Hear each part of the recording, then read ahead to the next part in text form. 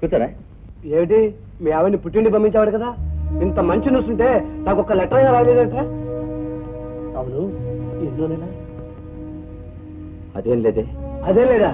సరే, నేను పెళ్లి చేసుకుంటున్నాను అని నీకు శుభలేఖ పంపిస్తే ఎవరో దూరపు చుట్టంలో 3 రూపాయలు ఖర్చు పెట్టి గ్రీటింగ్ పంపిస్తావా? ఇడియట్. పనులుండి రాలేకపోయి. నీకు సరే రా, పనులున్నాయి. వదిలి గారికి ఏమైందని ఆవిడే రావచ్చు కదా, నువ్వే పంపించుంటావు రాసుకెళ్ళి. ఎప్పుడు వచ్చావు? పొద్దున మేలుకి నీకు రాశాను కదా మా ఆవిడకి ట్రాన్స్ఫర్ అయిందని. అంతే, పెట్టే బ్యాలెన్స్ దిగిపోయాం. ఆవిడ హోటల్ అన్నపూర్ణాలు దింపేసి తమ దివ్య దర్శనానికి నేరుగా ఇక్కడికి వచ్చాను. ఇకపోతే సాయంత్రం సతీ సమేతుండనై మీ గృహములకు ఇచ్చేసి మీ ఆతిథ్యమును స్వీకరించి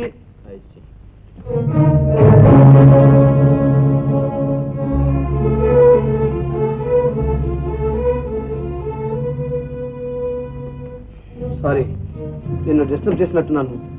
నేను తర్వాత కలుస్తాను. ఓకే.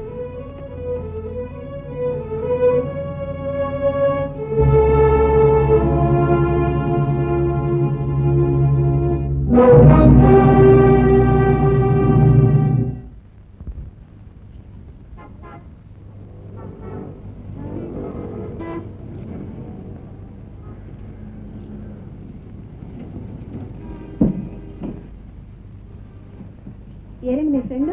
ఫ్రెండ్ ఆడు చాలా మారిపోయాడు. అన్న డబ్బు కీర్తి మనుషులు ఇంత మార్పు వస్తాయి అనుకోలేదు. ఏమైందండి, మిమ్మల్ని ఏమన్నా అన్నారా? వాడు అన్నాడని కాదు, నేను అన్నది విని వాడు ఏది అనలేదని నా బాధ. నన్ను చూడగానే ఎగిరి కనిపించి కౌగులించుకుంటాను అనుకున్నాను. నన్ను చూడగానే జస్ట్ సారా కమాన్ అని ఊరుకున్నాడంతే. అప్పటికి నేను హోటల్ దింపొచ్చానని చెప్పాను. ఊళ్ళో తను ఇల్లు ఉండగా హోటల్ ఎందుకు దింపావరా అని అడుగుతాడు అనుకున్నాను. అడగపోగా ఐసీ ధనో దర్జా వీడు. చిచ్చి, నేనేం గతిలేక వెళ్ళానా వాడి దగ్గరికి? నన్ను క్షమించరా మోహన్. నువ్వు నన్ను అపార్థం చేసుకోవడం నీ తప్పు కదరా, అది నా దురదృష్టం. రారా కూర్చో. మావిడ అరుణ. అరుణ, మావాడు జయకృష్ణ. నమస్కారం అండి. నమస్కారం అమ్మా. కంగ్రాచులేషన్స్. పొందికైన చక్కని చుక్కని చేసుకున్నావు. నా విషయంలో నువ్వు పొరపాటు చేసినా నీ విషయంలో మంచి సెలెక్షన్ చేసుకున్నావు. నీ విషయంలో పొరపాటు చేశాను ఏమిటో అది? మోహన్, నా గుండెను చూట్లు పుడుస్తూ నా ఆవేదన నీతో చెప్పుకొని మనసారా బాధపడడానికి ఇక్కడికి వచ్చాను రా. హాస్పిటల్లో నా స్టాఫ్ ముందు నా బతుకు ఇంకా నవ్వులు పాలవడం ఇష్టం లేక నీతో అలా ప్రవర్తించాను. ఏమనుకోకే. ఏమిటా మాటలు? నువ్వు బాధపడుతున్నావా? నీకేనా నీ జీవితం వడ్డించిన విస్తరి. వడ్డించిన విస్తరి లాంటి బతుకు కుక్కలు చించిన విస్తరిలా మిగిలిందిరా ఇప్పుడు. ఏమైందిరా?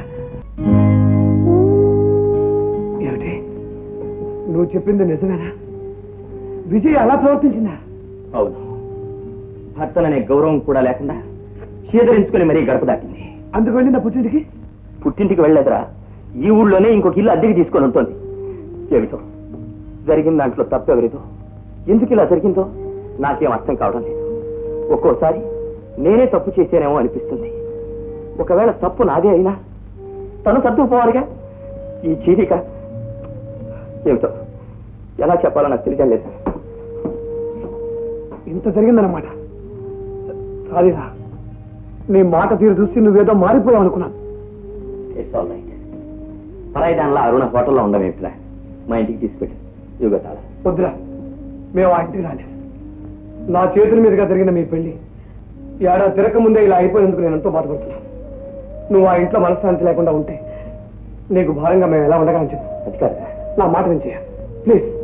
ఒకే ఊళ్ళో ఉంటున్నాం కదా, ప్రతిరోజు కలుసుకోవచ్చు. ఈ విషయంలో ఇంకేం బలవంతం చేయవు. నాకు హాస్పిటల్లో పని ఉంది, వస్తానమ్మా.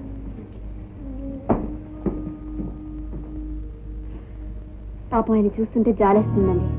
మీరంటే ఏమో అనుకున్నాను, కానీ చాలా మంచి మనిషి. వాడి బతుకు ఇలా అయిపోవడం నేను భరించలేదు అరుణ. ఎలాగైనా సరే విడిపోయిన ఆ దంటను తిరిగి కలపాలి. అవునండి, త్వరలో వాళ్ళిద్దరూ ఆనందంగా కలిసి బ్రతికే రోజు రావాలి, మనం తేవాలి. ఆ మాత్రం సపోర్ట్ నువ్వు ఇస్తే చాలు. ఇక చూడు, నాటకం ఎలా నడిపిస్తాను. అది బాబు జరిగిన. అవును బాబు, అమ్మగారు వెళ్ళిపోయాక ఇల్లే బోసిపోయింది. తమకు దండం పెడతాను, ఎలాగైనా అమ్మ వచ్చేలా చేయండి బాబు. నేను ఆ ప్రయత్నంలోనే ఉన్నానమ్మా. నాకు మీ సహాయం కావాలి బాబు. ఆ ఇంట్లో మళ్ళీ దీపాలు వెలుగుతాయంటే, మా బాబు ముఖంలో మళ్ళీ నవ్వు కనిపిస్తుందంటే మమ్మల్ని ఇద్దరిని ఏం చేయమన్నా చేస్తాం బాబు. అవును బాబు.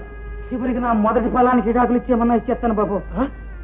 అదే బాబు, సారా మానేస్తానండి. అదే, వెరీ గుడ్ వెరీ గుడ్. నేను మళ్ళా కలిసి ఏం చేయాలో చెప్తాను.